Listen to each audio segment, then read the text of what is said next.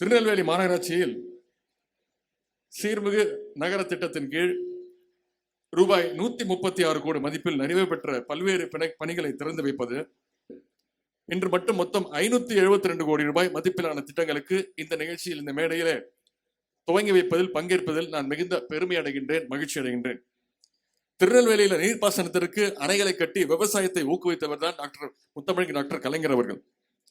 அத்தகைய திருநெல்வேலியை இன்றைக்கு நவீனமயமாக்கி தமிழ்நாட்டுடைய முக்கியமான மாநகரமாக நம்முடைய முதலமைச்சர் அவர்கள் வளர்த்தெடுத்து வருகின்றார்கள். கழக ஆட்சி அமைந்தது முதல் நம்முடைய விளையாட்டு மேம்பாட்டுத்துறை நினைத்து பார்க்க முடியாத அளவிற்கு வளர்ச்சியை கண்டுள்ளது. தமிழ்நாட்டின் வளர்ச்சியை கிராமம் முதல் நகரம் வரை நம்முடைய திராவிட மாடல் அரசு ஒரே சீராக செய்து வருகின்றது. கடந்த 10 ஆண்டுகளை விட திருநெல்வேலியுடைய வளர்ச்சி கடந்த 2.5 ஆண்டுகளில் பன்மடங்காக உயர்ந்திருப்பதை நீங்கள் உங்களை கண்முன்னே பார்த்துக் கொண்டிருக்கிறீர்கள். எதிர்க்கட்சியாக இருக்கும் பொழுதே ஒவ்வொரு பகுதிக்கும் ஒவ்வொரு மாவட்டத்திற்கும் என்ன தேவை என்பதை உணர்ந்த இயக்கம் நம்முடைய திராவிட முன்னேற்ற கழக இயக்கம். அதன்படிதான் பல்வேறு திட்டங்களை இன்றைக்கு ஆட்சிக்கு வந்ததும் நம்முடைய கழக அரசு செயல்படுத்தி வருகிறது. இது திருநெல்வேலிக்கு 100% பொருந்தும்.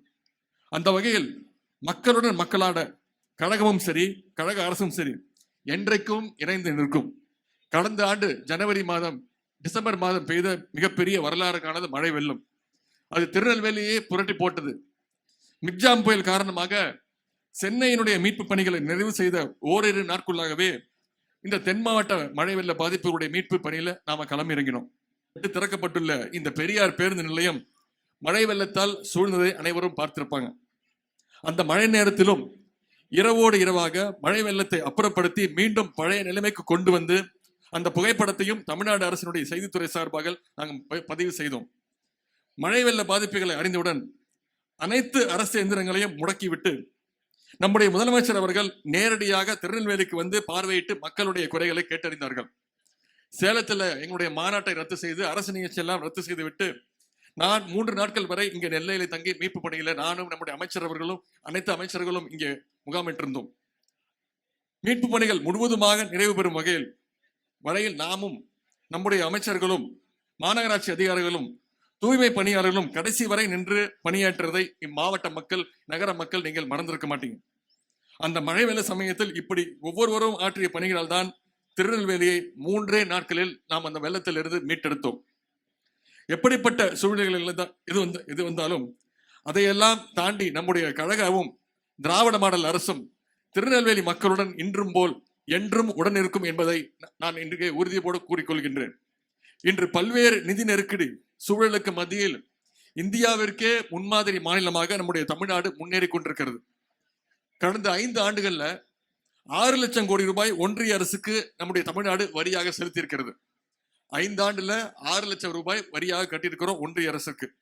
ஆனால் நம்முடைய ஒன்றிய அரசு நம்முடைய தமிழ்நாட்டிற்கு திருப்பி தந்திருப்பது இந்த 5 ஆண்டுகள்ல வெறும் 1,50,000 கோடி தான். நாம கொடுத்தது 6 லட்சம் கோடி, திருப்பி வந்திருப்பது 1,50,000 கோடி. தமிழ்நாட்டிலிருந்து ஒவ்வொரு வரி கட்டுறோம். நாம கொடுக்கக்கூடிய 1 ரூபா வரிக்கு ஒன்றிய அரசு நமக்கு திருப்பி கொடுப்பது வெறும் 28 காசு. இந்த சூழலையும் நம்முடைய அரசு மக்களுக்கு தேவையான ஏராளமான திட்டங்களை மக்களுக்கு தந்து கொண்டிருக்கிறது.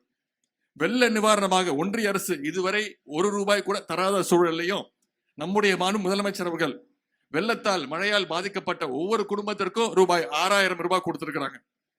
இன்று நமது கழக அரசு திட்டங்களால் பயன்பெறாத குடும்பங்களே தமிழ்நாட்டில் இல்லை என்ற அளவுக்கு திட்டங்களை நாம செய்து கொண்டிருக்கின்றோம். அதை சிறப்பாகவும் செய்து கொண்டு வருகின்றோம். நிகழ்காலத்திற்கு மட்டுமல்ல, எதிர்காலத்திற்கும் தேவையான ஒவ்வொன்றையும் நம்முடைய முதலமைச்சர் அவர்கள் தொலைநோக்கு பார்வையுடன், தொலைநோக்கு சிந்தனையுடன் செய்து கொண்டு வந்து கொண்டிருக்கிறார்கள். எல்லோருக்கும் எல்லாம் என்பது போல எல்லா ஊருக்கும் எல்லாம் என்று நம்முடைய முதலமைச்சர் அவர்கள் திட்டங்களை தருகிறார்கள். சென்னையில இருக்கிறது நெல்லையிலும் இருக்க வேண்டும், நெல்லையில கிடப்பவன் தென்காசியிலும் இருக்க வேண்டும். இதுதான் திராவிட மாடல் அரசு. பாதகம் செய்பவரை கண்டால் நாம் பயங்கொள்ளலாகாது பாப்பா, மோதி மிதித்து விடு பாப்பா, அவர் முகத்தில் உமிழ்ந்து விடு பாப்பா.